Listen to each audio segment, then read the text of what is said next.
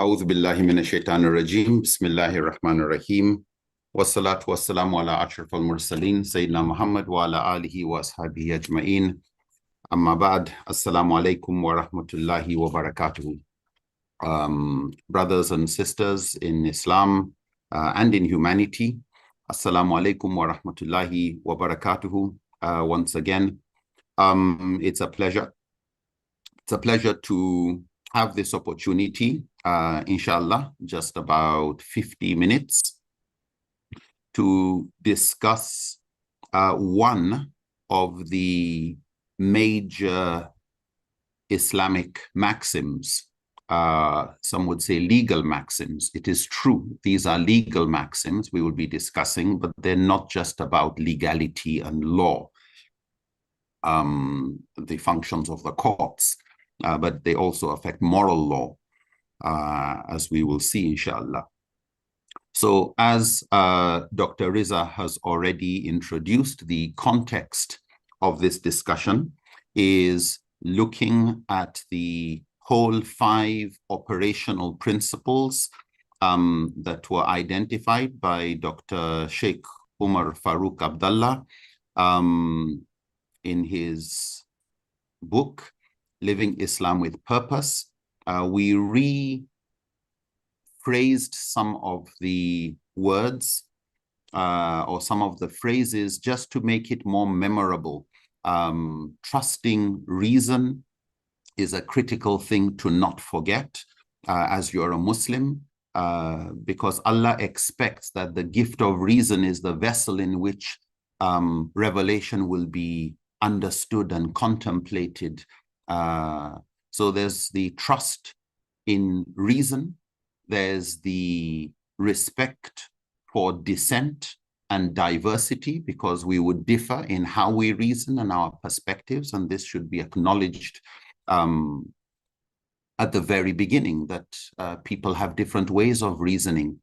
And the scholars have recognized that while we trust reason, and one of the maqāṣid of Sharia is the hifdhul aql, the preservation of reason, the respecting dissent would help us actually grow, that we have that intellectual humility to understand, I believe I am right, with the possibility that I'm wrong, that we should be curious to find out where we are wrong and where we could get guidance. The third E that we're looking at is emphasizing social obligations, that while there's an importance of fardu ayn, individual obligations, we do have a responsibility towards the community, the society, the world around us. We don't just want fil akhirati hasanatan. It's not just about going to paradise, but Allah has put our path to paradise into how good we can make this world and ourselves in it, that we be better to do better. We try to become better human beings in order to be more positively impactful. The fourth E, which we will be looking at today, is emphasizing or embracing maxims. And I'll come back to that in a second. And the last, setting priorities and just stressing priorities. So this issue of having clear priorities. What are our first things? What are our one things in every domain in life? If you're only going to do one thing for your physical health, what would that one thing be regarding exercise? What would that one thing be regarding diet? Something to add, something to take out. So in every aspect of your life, what is that one most important thing that you should not forget? What's a fard, an obligation in Islam that we must take seriously? What's a haram we should not joke with? So today I want to focus on the fourth, on the issue of embracing maxims. You'll forgive my slightly sore throat. I'll be clearing it as we go, inshallah. So Islamic legal maxims, and as I said, they're not just legal maxims. They are called legal maxims because that's the area jurisprudence usually uses these maxims in. But I think if you look at these maxims very carefully, you would realize that these are rules of thumb. They are proverbs from the Quran and the Sunnah. They are sayings of the Prophet, peace be upon him, and the Quran. So if we look at amorphisms, what you call compact wisdom, very profound statements of guidance and shorthand abstractions that summarize a lot of what the spirit of Islam is all about, and what Islam expects of us. And the traffic rules, if you talk about thinking as going through various neural pathways in our heads, what would be the traffic rules that guide thinking to be productive and useful? So there are everyday maxims that we have from different customs and cultures and human experiences. And if you look at a list of sayings and proverbs or wisdom of the ages and of various cultures and traditions, what you find is a lot of commonalities. And so if I use one that I think everybody everywhere in the world is used to, that when it comes to issues to do with traffic and crossing the road, depending on whether you drive on the right or the left-hand side of the road, in a place like the UK, you would be asked to look right, look left, and then look right again. Here in Nigeria, you would look left, then right, and left again, and probably right again and left again, because there's always that driver coming in the wrong direction. But that's why it's look right, left, and then right again. There's a lot of wisdom in that. It's a life-saving maxim for those who are planning to cross the road. If you can just remember it, why is it said in that order? What's the meaning of each word? Is the look left, look right, look left again, that left again, is that repetition just verbosity and just adding a longer sentence, or is there wisdom in adding that? And I think the moment you start to think about it, you could actually easily go into a 10-15 minute discussion on look left, look right, look left again.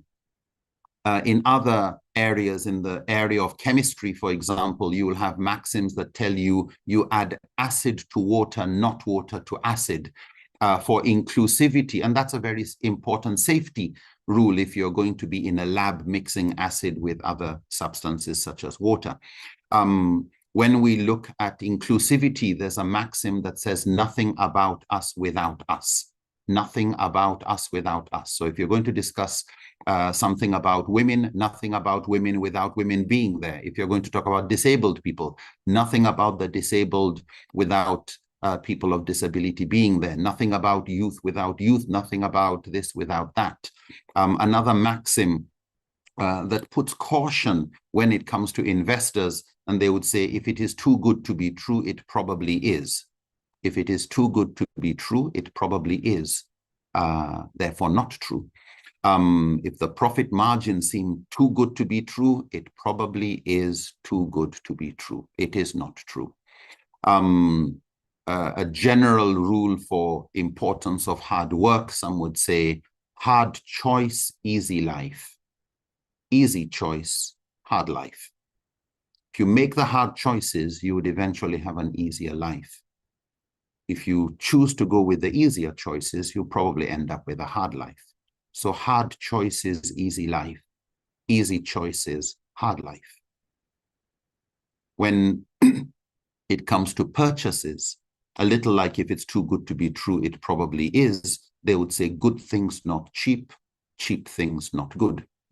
Now, these are everyday maxims that come from experiences from different fields. And so in a field like tailoring, you would be told a stitch in time saves 9. In other words, don't delay action unnecessarily. A stitch in time saves you having to do 9 stitches. From the field of the blacksmith and working with metal, they would say you strike while the iron is hot. It's giving the same lesson about do things in time, don't delay, don't wait for the iron to get cold and then it is no more soft enough to bend. But also you would find from the field of agriculture, you make hay while the sun is out. In other words, take advantage of the sun to do things on time. So what we find is wisdom from various fields contribute to each other. They say things in different ways, in the same way that you will find many hadith saying basically the same thing, but because they were mentioned in various contexts, you could easily take the lesson and make the lesson domain dependent. So instead of taking a lesson from tailoring and applying it elsewhere, you leave it there and you lose the wisdom of having learned lessons in one area and sharing them with another aspect of life. So when it comes to the Quran and the Sunnah and all the teachings that the Quran and Sunnah offer us in various aspects of life, Islam is a way of life. Scholars have identified hundreds of maxims. Some scholars say there are over 1,200, some up to 1,400 of these maxims, dealing with just nearly everything. However, if you look at most of the books that have been written on legal maxims or qawaid al-fiqhiyah, if you do a Google search, there are a lot of good books or some good books that have come out, articles that have come out. You usually see about 40 to 100 maxims in most of these books. And what this suggests is that of all the hundreds of maxims out there, scholars find that something similar to a 20-80 rule, that 80% of cases actually only require just 20% of the maxims. Some may argue also that there's even a 1 to 90 or 1 to 99 rule, that there's 1% of the maxims or a really small percent of these maxims that actually apply to 99% of cases. So some of those maxims that apply to nearly everything are usually called the universal maxims. They deal with things like justice, seeking truth, the maqāṣid and the objectives of Sharia, of protecting norms and giving relief. And we will come to those, inshallah, shortly. So some maxims are universal. They are called the qawaid al-fiqhiyah al-kulliyah or al-asliyah. They are also called asliya because nearly every other maxim is an offshoot, is a sub-maxim, is part of the rubric of these big maxims. They're generally regarded as 5 major universal maxims, which we will be looking at. So some maxims are the universal umbrella maxims.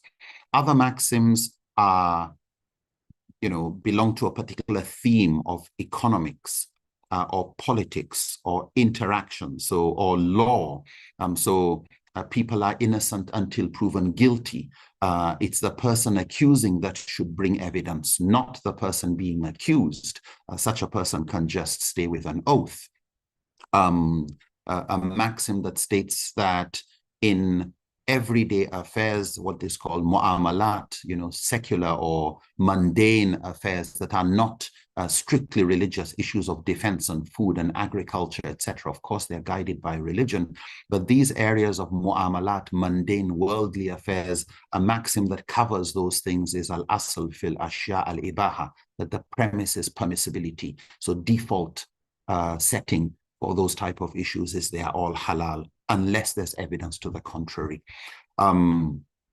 Or in politics, it would say, for example, a maxim that guides political decision-making is that the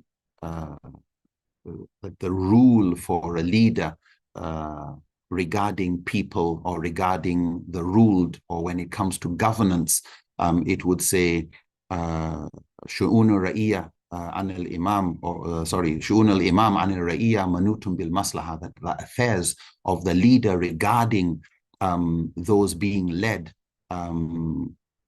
should be judged by maslaha, what is in their best interest. In other words, the common good should be the default purpose for policies and governance. But then you would find certain maxims that deal with very specific issues like child custody or contracts. So in issues of child custody, for example, you would have that what matters, the premise for who takes custody of the child is what is in the best interest of the child.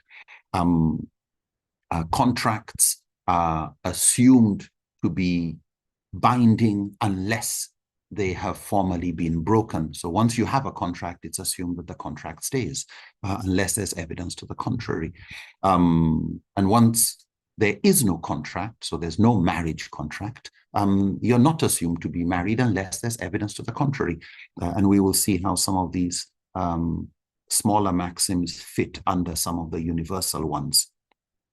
So we will focus on the 5 universals. We will touch some of the others, inshallah. But today I will focus on the first one.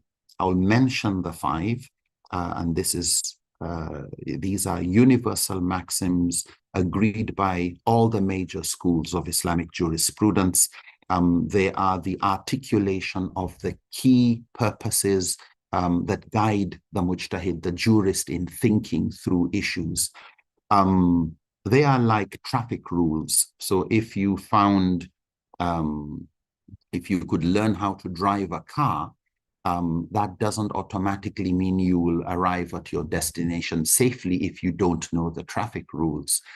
I can drive a car here in Nigeria because we drive on the right-hand side of the road. And so while I have my license, I can drive a car. It doesn't mean I'll feel comfortable hopping into a car in a country where they drive on the other side, for reasons I don't fully understand. But it's part of the norms that Sharia respects, which we will come to, inshallah. So one of those universal maxims, al-umūr bi-maqāṣidihā, that matters are judged by their purposes. And I'll come back to this since it's the main discussion for today. The second maxim, al-yaqīn lā yazūlu bi-shakk, certainty is not overruled by doubt. So we find a concern here for certainty, for moving in the direction of truth, of greater evidence. So this is a maxim that's concerned with evidence and moving away from greater doubt to what there's lesser doubt over. We may not be 100% certain about things, but we will move in the direction of greater certainty, away from superstition and hunches to what we can actually consider strong enough evidence. And we will look at that, inshallah, next week. The other maxim says ad-darar yuzal, that harm must be eliminated. So where there's harm, where there's suffering, it is the default position of Sharia that it should be prevented, it should be cured, it should be removed, it should be eliminated to the best of our ability. So whether it's poverty, whether it's illness, whatever causes harm, insecurity, harm must be eliminated to the best of our ability. The fourth maxim, al-mashaqqa tajlibu at-taysir, that hardship, so people who are going through the harm, the poor person going through the poverty. So while the third, darar yuzal, focuses on the removing of the harm, the fourth maxim focuses on the victims of harm. So al-mashaqqa tajlibu at-taysir, that this hardship that victims are going through should be met with ease and facilitation, compassion, relaxation of laws, something that makes life easier for the person who is going through the hardship. Even if we can't completely remove the hardship, there is something we can do about the poor person, a person who we can't prevent all forms of poverty immediately, but there is still something we can do. There are still things we can do about the victims and those who are going through difficulties. And the last maxim, al-'ādah muḥakkama, that norms have the weight of law.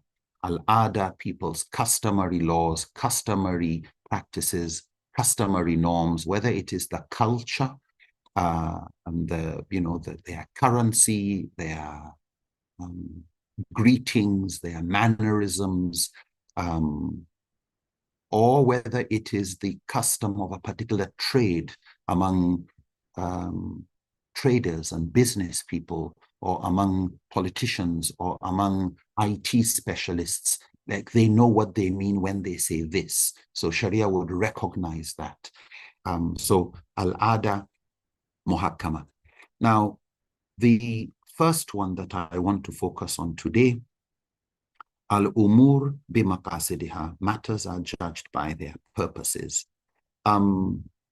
Very important to recognize that this maxim, like each of the other maxims, should not be interpreted in isolation or applied in isolation of the other maxims. So just as you don't take a text without looking at the context, you don't take a verse of the Quran as if there aren't other verses that touch the same subject area. You don't pick a hadith without looking at what else is there in the hadith literature or in the Quran about a subject area.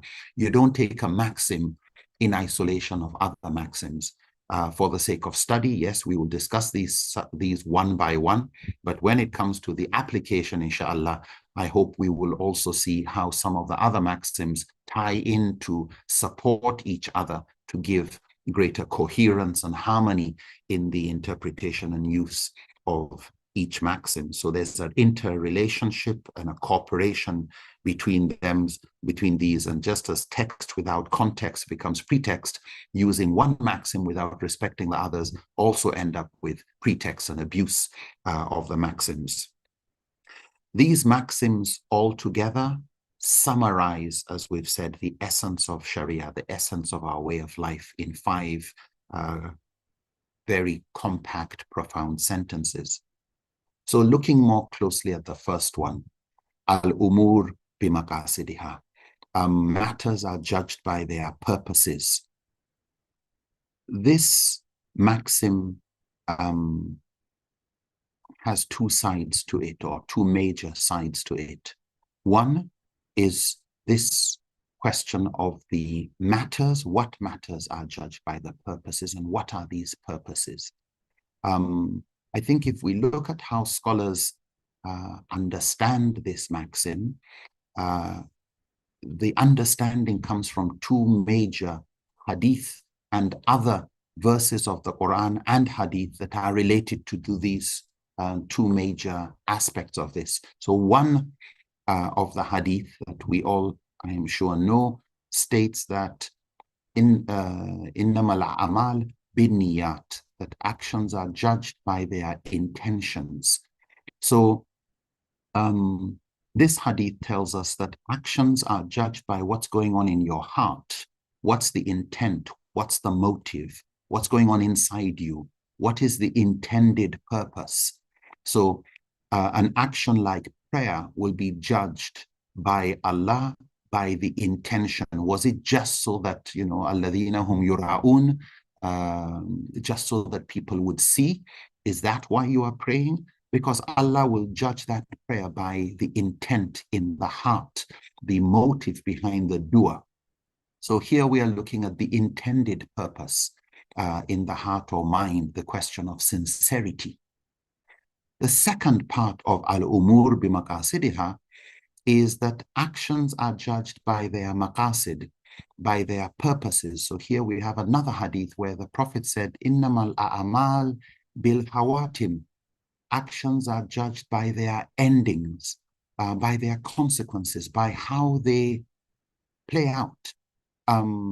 Your life will be judged not just by your intention, but whether you finally end up in paradise or hell. So where does this all end you in? If it ends up in hell, then it was a terrible life. If it ends up in paradise, then out of Allah's rahmah and forgiveness, you did live a good enough life. It was good enough to take you to that destination.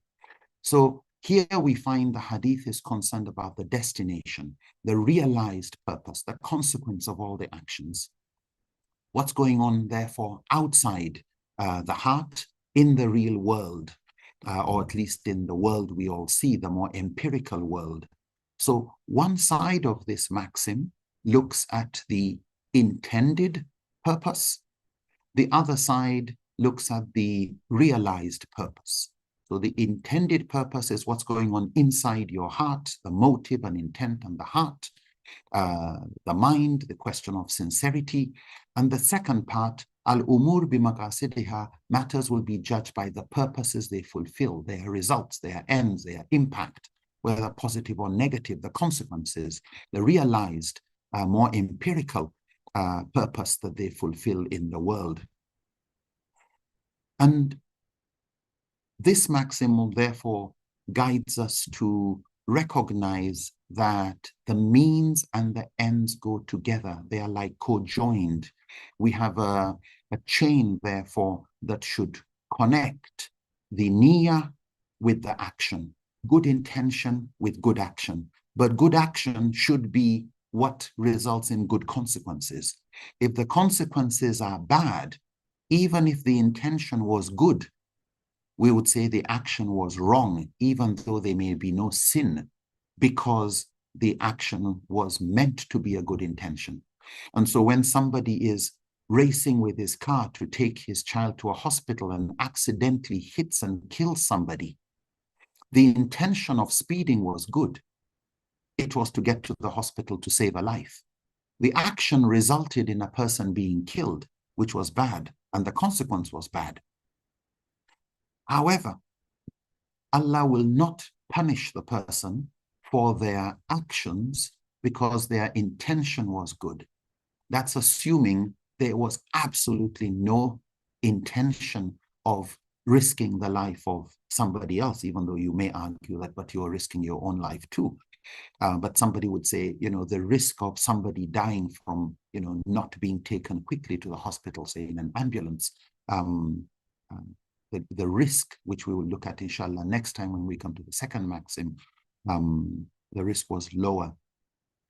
But while two actions may be the same, somebody died, the intention for one changes how the action is treated in Sharia. So somebody died from manslaughter, and we say it's manslaughter because the intention was probably actually to save the life. You jumped into the water to save this person. Unfortunately, you aimed badly and you hit the person, which broke their neck. You had a good intention. The result was bad. We don't say the result was good just because you had a good intention. Between you and Allah, inshallah, you have your reward for trying to do good. Whereas in another case, where somebody intended to kill, we still have a dead body, but this was intentional. And so the issue of intention does matter, but also the consequences. So we find in numerous hadith, numerous verses of the Quran, our concern for consequences. Don't insult idols of others because they may also insult Allah out of ignorance. So even if something might have been justified, the consequences would also be considered. And so it's not just what's in your heart, but to also look at the repercussions, the realized purposes, the impact of this. So we find things like the prohibition of those things which in usulul fiqh are called saddu zariya, prohibitions of things that you can see Sharia is concerned about the consequences of transporting alcohol. Transporting a substance in and of itself is not a problem, but because you are supporting something wrong, any form of encouragement to something that is prohibited, being a signatory to something that is a usurious, for example, in the case of riba, a deal, being a witness to something wrong is considered wrong itself because you're facilitating, you're giving the moral or silent cheer support to something by being a bystander to evil. The moment you see something wrong, you must do what you can to change it with your hand or your tongue or your heart. But you must not just be a supporter or a silent supporter of wrongdoing. Al-umūr bi-maqāṣidihā, matters are judged by their intentions. When we look at al-umūr, what matters are we talking about? And scholars would say it's everything. The word amr can mean a command, amr bil ma'ruf, commanding good. So the word amr and its plural umur could mean commands. So in that sense, al-umūr bi-maqāṣidihā would mean commands are judged by their purposes. So when there's an instruction to give in Sharia of do this or don't do that, it's important to know what is the commander's intent. What is Allah's intent in this? What's the maqāṣid? What's the maslahah? What's the wisdom? Because knowing what the purpose is helps you know who it applies to and who it doesn't apply to. So don't eat pork. Don't drink alcohol. We know what the purpose is, but knowing the purpose allows us to also know when there's an exception to the rule, when alcohol could save the life of somebody, pork could save the life of somebody, and the amputation of the hand of a thief that stole because they were hungry or times were hard, poverty level was below $1 per person or $2 per person per day, or poverty levels were high because of drought or famine, economic constraints that, great Sahaba like Umar bin Khattab would suspend a Quranic injunction because he knew the maqāṣid. This was supposed to bring down theft. Cutting the hands in a particular context would end up just extra punishment for people who were victims of circumstances. So al-umūr bi-maqāṣidihā can apply to instructions are judged by their purposes. Commands are judged by their purposes. But umur can also be actions, matters, umur dunyakum, affairs of the world. So umur could apply to policies, programs, matters, actions, your affairs, your projects, your careers, everything. Al-umūr bi-maqāṣidihā will be judged by the purposes that these fulfill. So is this fulfilling, is this program, is this matter, this affair, is it for a good purpose, or are we there just to gossip? What purpose is it fulfilling?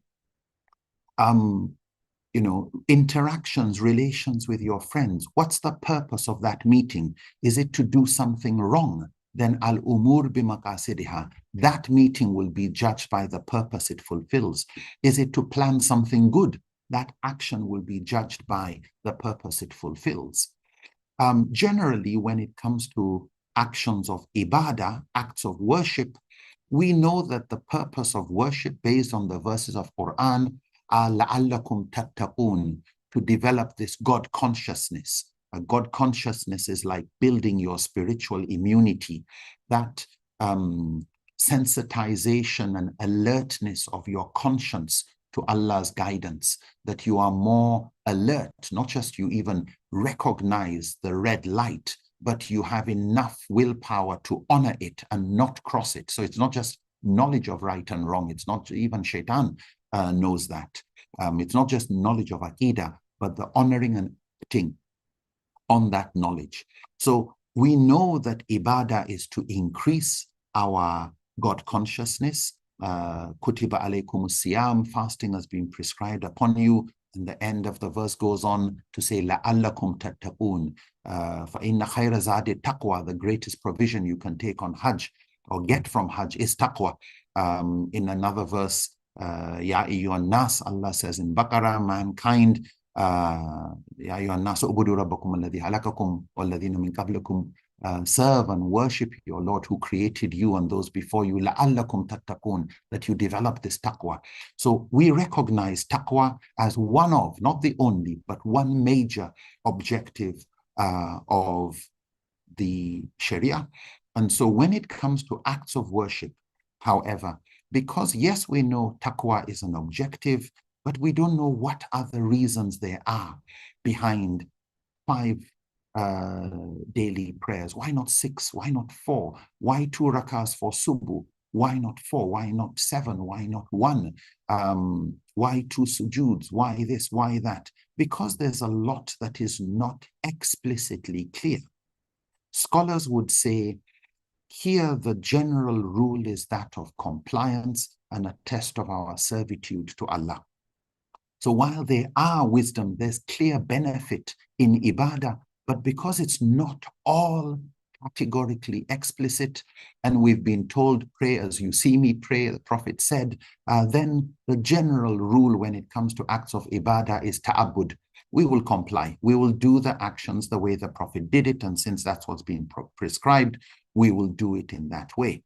And so our actions would therefore be to serve Allah and not we're praying for exercise. And if you count how many sit-ups you do in prayer, you would say, wow, that's a very good exercise to try and, make sure as you continue in life, you actually do as many nafilas as possible so as to be able to do as many push-ups as possible.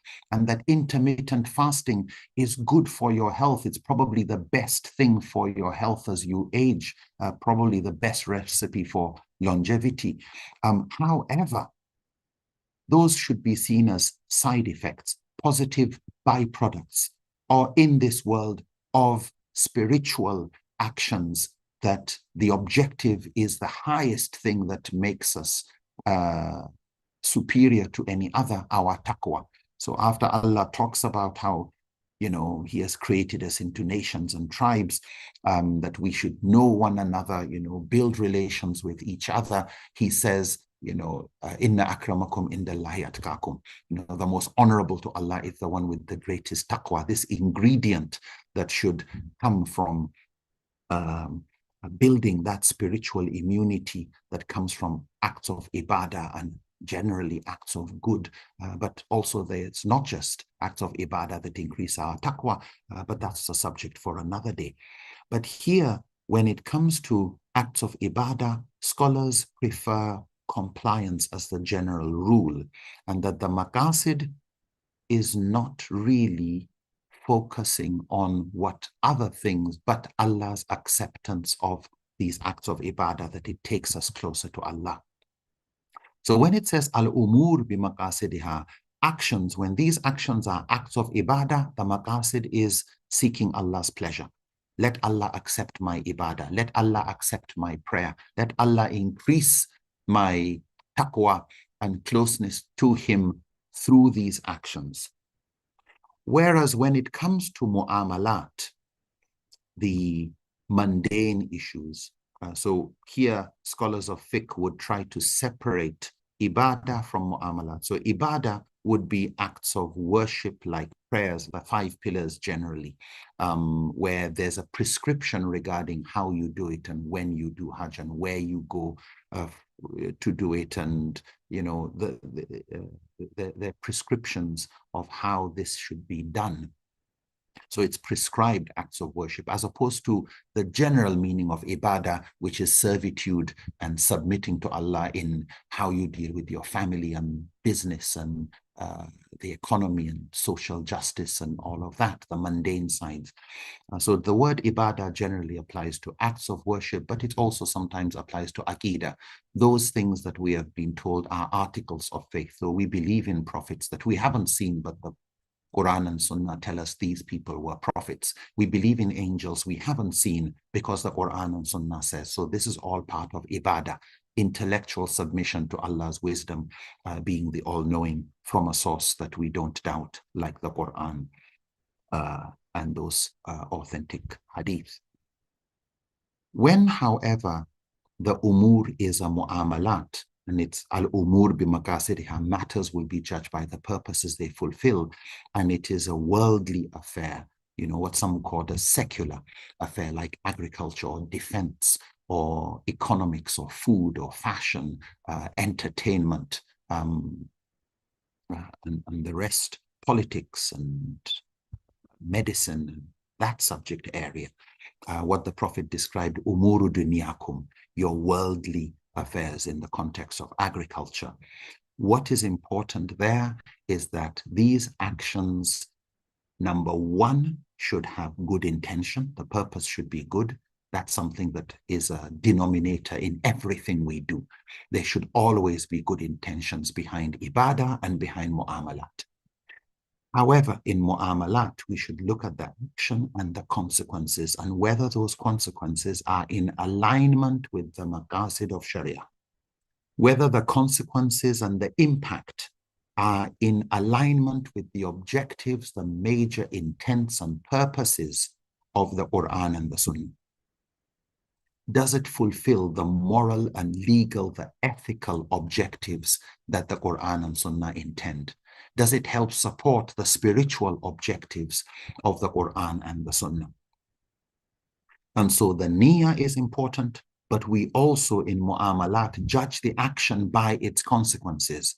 A good intention does not make an action good when it's clearly going to cause harm. So in worldly affairs, we look at the consequences, the impact, the maqāṣid. And this is an important point made by Imam Shatibi, where he says, in ibadah, the default is to look at ta'abbud, we comply in ibadah. The default, however, in issues to do with mu'amalat is to look at the maqāṣid. What objectives do these fulfill? What intent in the real world do these realize? What are the consequences? What's the realized purpose of a particular action? And here we usually would have to now start dealing with consequences and trade-offs. Is the benefit greater than the harm? So, and as I said earlier, this is beyond just law and legality. It deals with every aspect of life. There are a lot of examples, some in your material, where scholars would look at, and we see how this maxim influences judgments. So in your material, you would find the Treaty of Hudaybiyah, where the Prophet would accept what would be an unjust, a biased, it was a treaty which on the surface dishonored Islam, dishonored the Prophet, and actually was unjust to a few Muslims. But the greater good, the long-term benefit of that treaty was the basis for which the Prophet accepted it and for which the Quran regarded the treaty as a nasr, as a victory, even though the Sahaba could not understand, like most of them could not get what was good about this humiliating treaty.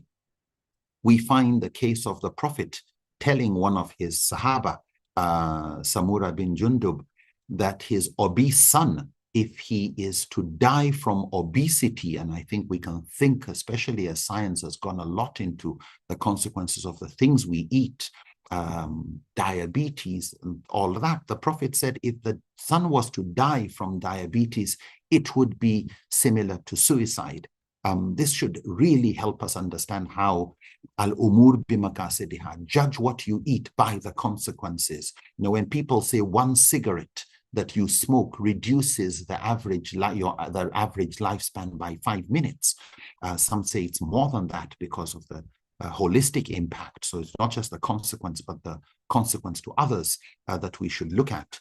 Something like cutting or, cutting a dead body is generally prohibited. However, if it is to find out the cause of illness, to find out who's the culprit, it would be permissible. Cremation would be dishonoring the body, just as mutilation of the dead.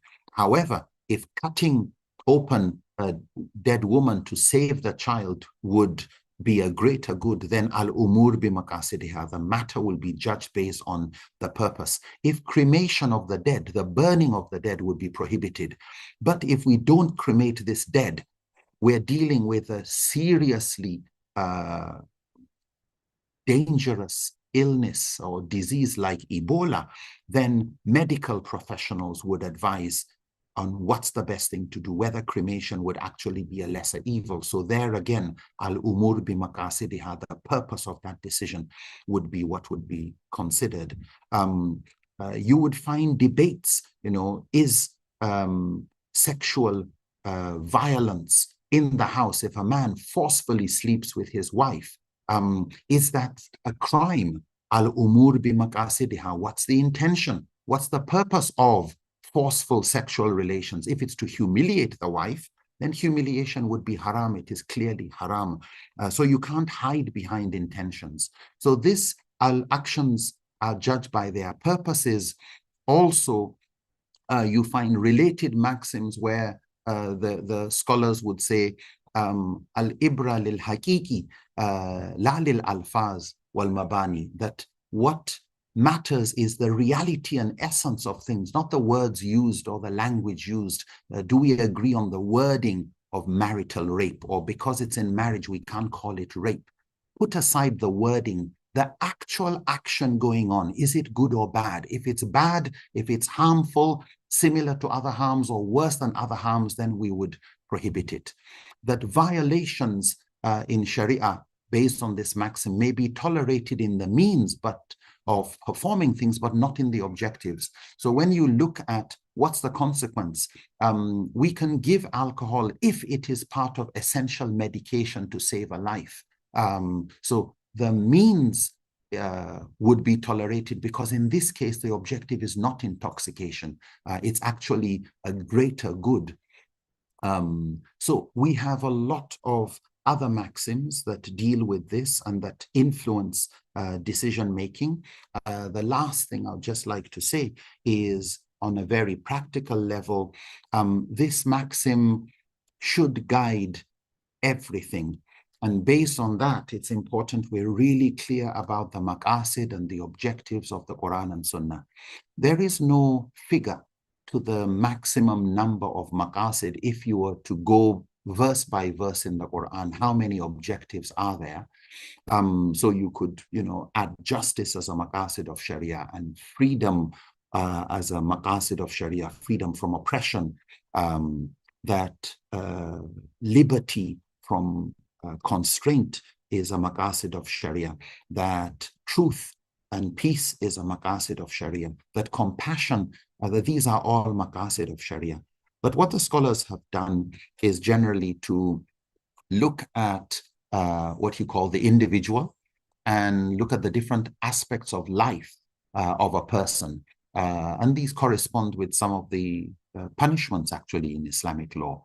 So you could look at a human being as having a spiritual side to his life, and the deen side in that narrow definition of deen. We have an intellectual side and the preservation of the intellect.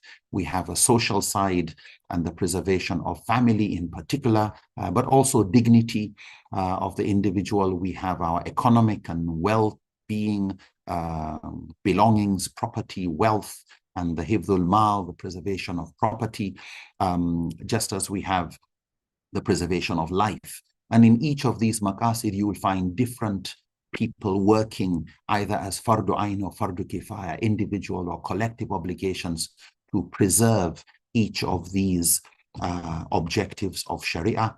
And it is important that everything we do, this program that we're going through, may be enhancing the intellect by educating people better. It may be helping them understand their deen better. It may be building better relations with people and social cohesion and greater unity. It may be promoting itqan, excellence, and ihsan, professionalism in everything we do.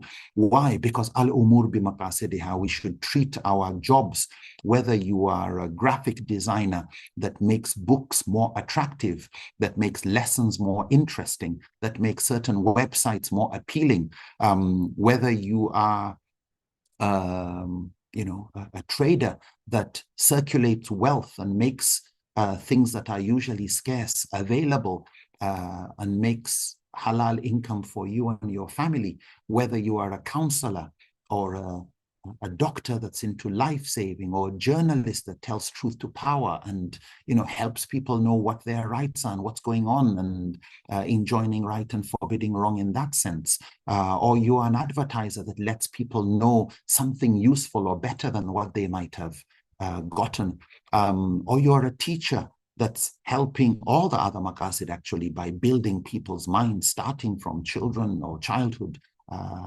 Every job, every profession should look at what are the various objectives of Sharia, and that we should take our jobs and careers as tools that make us better instruments of Allah's rahmah in realizing these maqasid, so that our careers become our calling, that we don't just do them as jobs, we do them the way we do our acts of ibadah, so that when we say that my prayer and my worship, my service to Allah, we're talking about everything. When Allah says He has not created us except to worship, we can look at our narrow definition of ibadah in the devotional worship and say, yes, alhamdulillah, that to the best of my knowledge is for only Allah's sake. But we can look at the other forms of ibadat in service to the community, what we call the mu'amalat, and we can also say, alhamdulillah, those are all aligned with the maqasid, and they are also forms of ibadah that inshallah, if we do them with excellence,